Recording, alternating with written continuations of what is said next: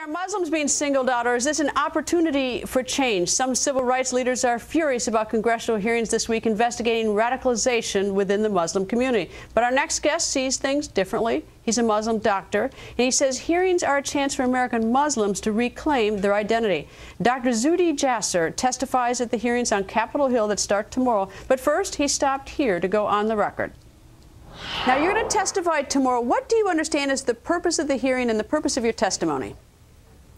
I think the purpose of the hearing is for us as Americans to start looking at why has Muslim or Islamist radicalization been increasing exponentially over the past just 2 years alone. Homegrown terror is the greatest threat to national security, as Secretary Napolitano said, and whatever it is, all we've been looking at is violent extremism, that last step. We haven't been treating the root cause. And as I see it, as a Muslim that loves my faith and fears for the legacy of my children, I look at it as a Muslim problem that needs a Muslim solution. Certainly, a lot of Muslims have turned in terrorists when they see them about to commit an act of violence, but that's too late. There's a process of radicalization, and we haven't begun to even address what radicalizes them.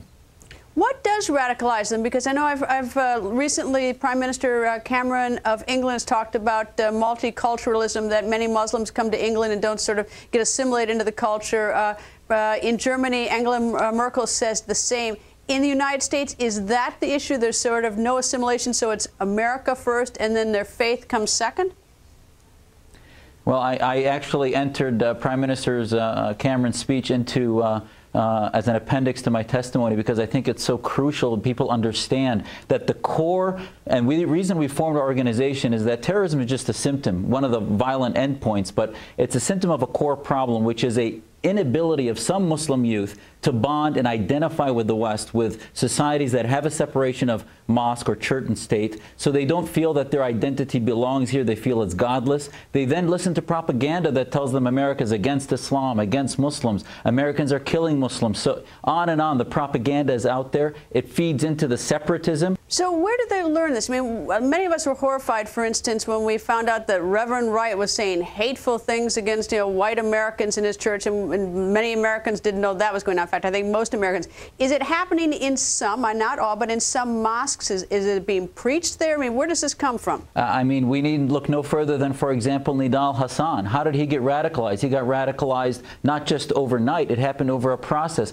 His imam himself, Imam Awlaki, who's now the most wanted jihadist, before he became violent, he was in Northern Virginia at a mosque. He was in Denver and San Diego. And yes, now most Muslim groups, every Muslim group acknowledges he's a violent barbarian. But before that, were they saying anything 10 years ago where he was spouting anti-American rhetoric? I saw an imam in Arizona, and I have this in my testimony, where in one of the largest mosques, he holds up a picture distributed by the Council on American Islamic Relations that shows a very negative portrayal of an American soldier saying that he's raping and killing children and parents of Iraqi children, which I think sends a message that Muslims, this country's not for you. Muslims, this is a country against you. And that feeds into a slippery slope of a continuum of radicalization.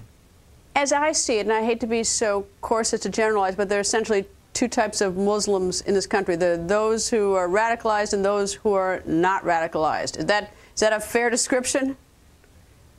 I'll give you a third one, which is those who are radicalized, those who are not radicalized, and those who are looking to reform and create a concept for Muslims in Islam that is first based in liberty, first based in a government under God rather than under Islam, and look that this is a Muslim problem and are trying to accept American ideals, and rather than bringing Islam to America, learning from Americanism, bringing those ideals into our faith.